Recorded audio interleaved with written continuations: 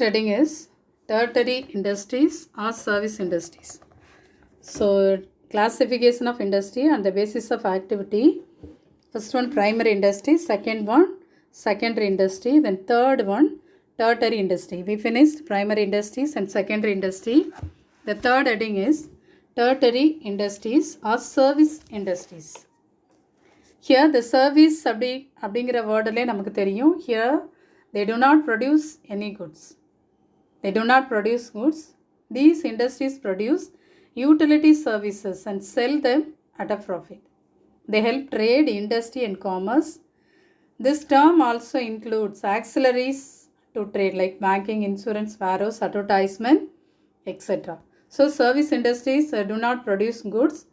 They are dealing the activities by selling them at a profit. They help trade, industry and commerce. Classification of tertiary industries or service industries.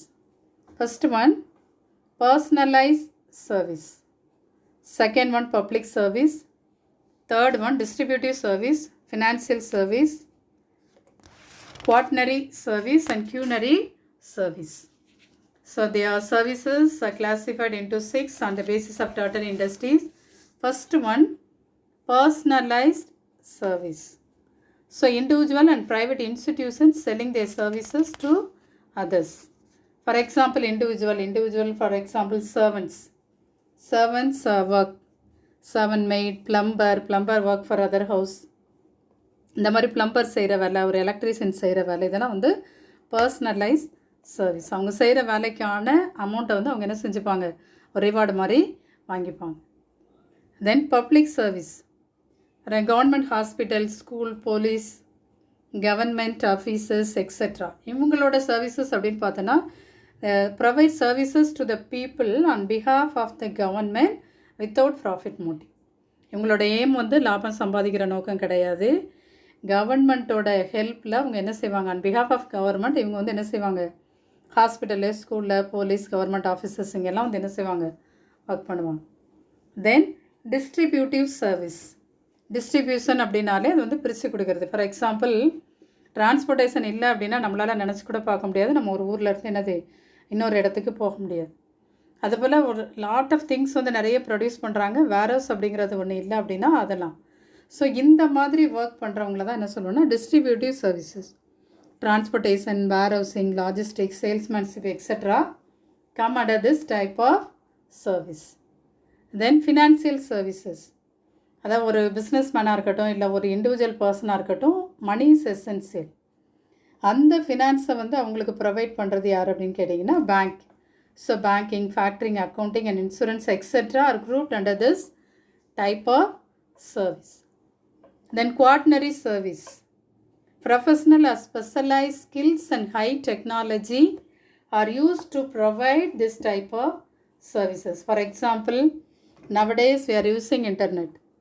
If there is any problem in the internet means some specialized persons will come and check the problems. ஈஸியாக எல்லாராலையும் பண்ண முடியாது. ஒரு சில இப்போ auditing அப்படின்னா ஒரு பெரிய பெரிய கம்பெனிஸ்லாம் கணக்கு பார்க்கணும் அப்படின்னா நார்மல் பர்சன்ஸ் வந்து அப்பாயிண்ட் பண்ண மாட்டாங்க. அதுக்குன்னு ஸ்பெஷலைஸ்டாக இருக்கிற சார்ட்டர்ட் அக்கௌண்டண்ட்டை தான் வந்து என்ன செய்வாங்க, அப்பாயிண்ட் பண்ணுவாங்க. தென் ஒரு ஒரு ஒரு கருத்து, ஒரு இம்பார்ட்டண்ட் டெசிஷன் எடுக்கணும் அப்படின்னா அதுக்கு வந்து ரிசர்ச் அண்ட் டெவலப்மெண்ட், அந்த மாதிரி ஒரு எக்ஸ்பர்ட்டை வச்சு கொடுக்குற ஒரு சர்வீஸ் பேர் தான் quaternary services. Then quinary services. New ideas are generated, new technologies are evolved, new policies are implemented by selected individual expert. Their decisions influence nations, international institutions, etc. That is inventors. Inventors அப்படின்னாலே நமக்கு தெரியும். இப்போ for example நிறைய வந்து foreign கொலாபரேஷன்லாம் இருக்குது. இதுக்கு வந்து நமக்கு என்ன செய்ய முடியும், நிறைய நியூ ஃபாரின் கூட வந்து நம்ம டைப் வைக்கணும், ஒரு பிஸ்னஸ் கான்டாக்ட் பண்ணணும். அதுக்கு நிறைய என்னது டெக்னாலஜிஸ் தேவைப்படும், நிறைய ஐடியாஸ் தேவைப்படும். அந்த இண்டிவிஜுவல் கொடுக்குற அந்த எக்ஸ்பர்ட்ஸ் கொடுக்குற அந்த ஐடியாவுக்கு பேர் தான் என்ன சொல்லுவோம், கியூனரி services. The next heading is on the basis of size. So industries are classified on the basis of activity and on the basis of size. This is the second one. On the basis of size, the industries are classified into large scale industries, medium scale industries, small scale industries, and micro industries. So these type of industries are available nowadays. First one, enterprises, manufacturing sectors அப்படின்னு பார்த்தீங்கன்னா they need plant and machinery to produce something. Service sector அப்படின்னு பார்த்தீங்கன்னா அவங்களுக்கு என்ன கிடையாது, investment அப்படிங்கிறலாம் கிடையாது. அதே போல் எக்யூப்மெண்ட்ஸும் necessary கிடையாது. மைக்ரோ என்டர்பிரைசஸ் அப்படின்னு பார்த்தீங்கன்னா அவங்க வந்து ப்ரொடியூஸ் பண்ண போகிறாங்க அப்படின்னா அவங்களோட minimum capital 25 lakhs. Service sector அப்படின்னா 25 lakhs 10 lakhs விட என்னது கம்மியாக தான் இருக்கும்.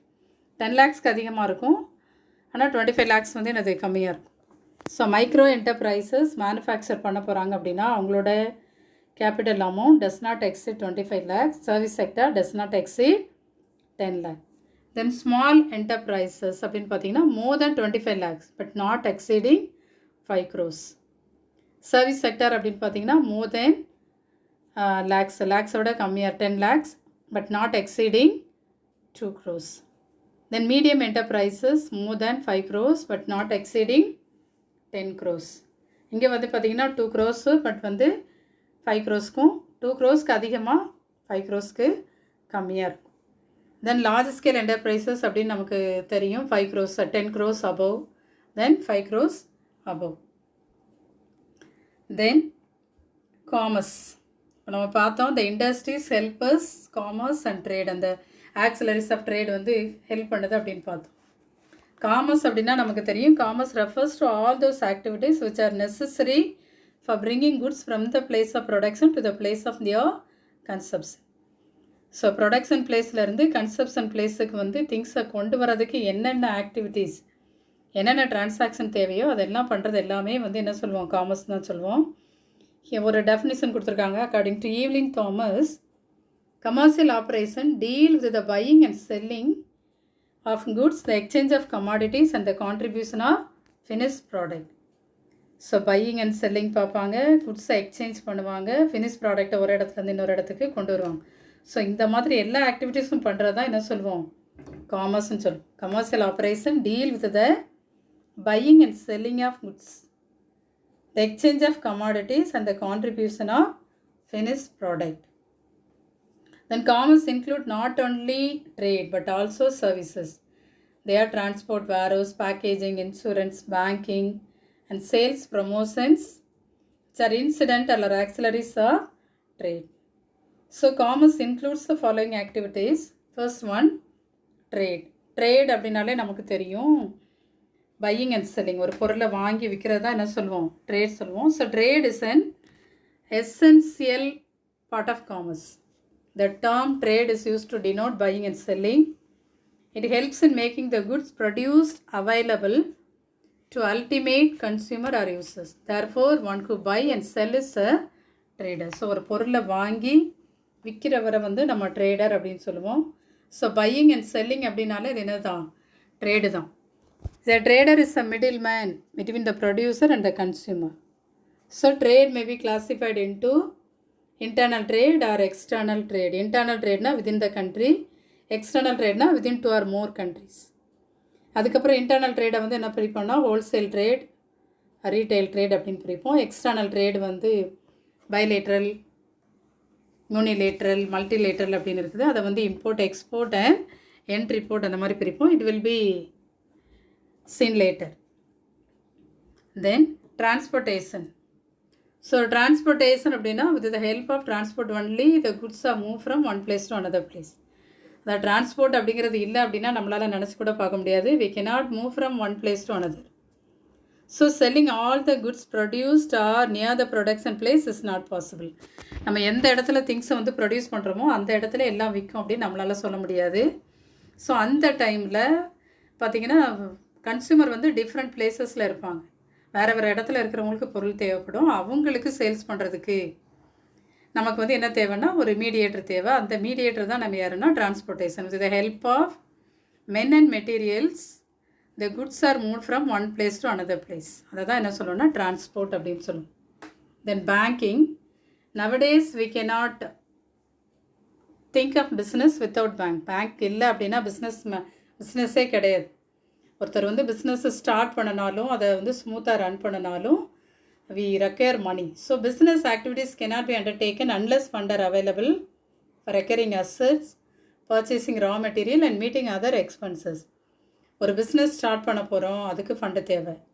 இல்லை அந்த பிஸ்னஸ்க்கு தேவையான சொத்து வாங்கணும், இல்லை அதுக்கு தேவையான ரா மெட்டீரியல் வாங்கணும், இல்லை செலவு மீட் பண்ணணும் அப்படின்னா கண்டிப்பாக நமக்கு என்ன தேவை?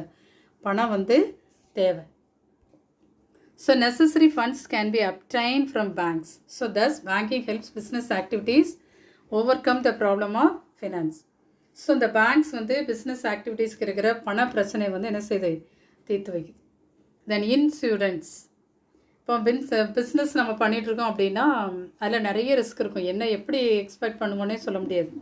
அது தெஃப்டாக இருக்கலாம், ஃபயராக இருக்கலாம், இல்லை குட்ஸ் வந்து டேமேஜ் ஆகிடலாம், இல்லை சடனாக ஒரு ஆக்சிடெண்ட் ஆகிடலாம். ஸோ இந்த மாதிரி வர்ற ப்ராப்ளம்ஸ் எல்லாமே நமக்கு எது அவாய்ட் பண்ணுது அப்படின்னா insurance. So insurance provides protection in all such cases. இப்போ நமக்கு நிறைய ரிஸ்க் இருக்கும். ஒரு ஃபேக்ட்ரியில் பார்த்தீங்கன்னா மிஷினரி, ஃபர்னிச்சர் அப்படி நிறைய திங்ஸ் வச்சுருப்போம். அது ஃபயர் ஆகலாம், தெஃப்ட் ஆகலாம். இல்லை மெட்டீரியல்ஸ் குட்ஸ் வந்து என்ன செஞ்சுக்கலாம், சடனாக ஏதாவது ஒரு இடத்துல இன்னொரு இடத்துக்கு மாற்றும் போது கூட நமக்கு டேமேஜ் ஆகலாம். அதுபோல் employees are also required to be protected against risk of accident and occupational assault. அப்போ அங்கே இருக்கிற எம்ப்ளாயீஸ் எல்லாம் என்ன நினைப்பாங்க அப்படின்னா, கண்டிப்பாக இந்த மாதிரி ரிஸ்கெல்லாம் நம்ம அவாய்ட் பண்ணணும்னா அதுக்கு நமக்கு வந்து ஒரு ப்ரொடெக்ஷன் தேவை அப்படி. ஸோ அந்த டைமில் insurance company provide protection in all such cases.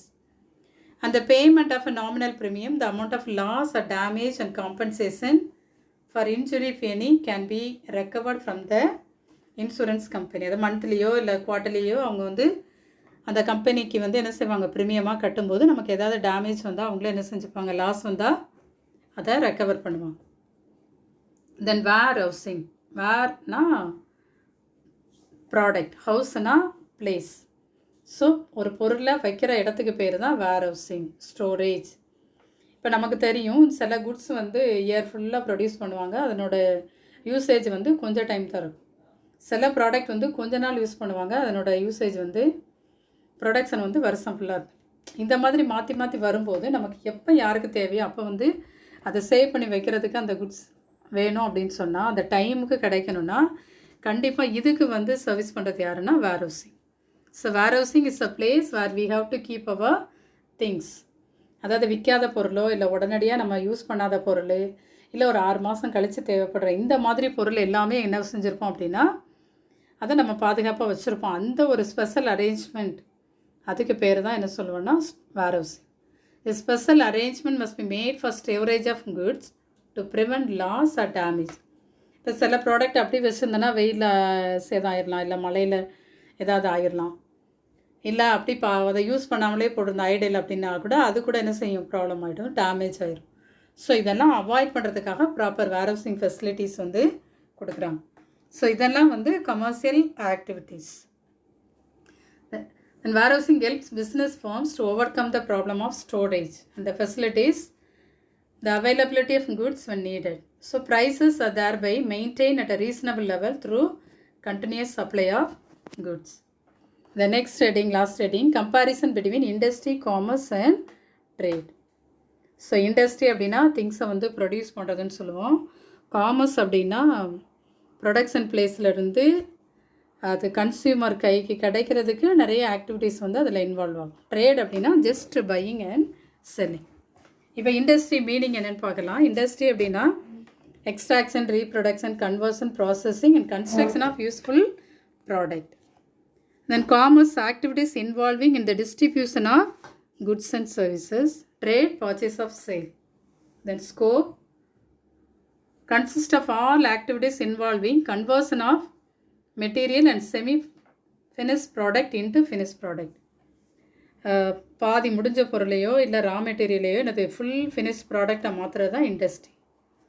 இங்கே வந்து ட்ரேடும் ஆக்சிலரிஸ் ஆஃப் ட்ரேடும் காமர்ஸில் வரும். ட்ரேடில் வந்து only exchange of goods and services. Capital அப்படின்னு பார்த்தீங்கன்னா இண்டஸ்ட்ரீஸ்க்கு எப்போவுமே லார்ஜ் அமௌண்ட் தேவைப்படும். காமர்ஸ்க்கு வந்து இண்டஸ்ட்ரியை கம்பேர் பண்ணும்போது லெஸ் அமௌண்ட்.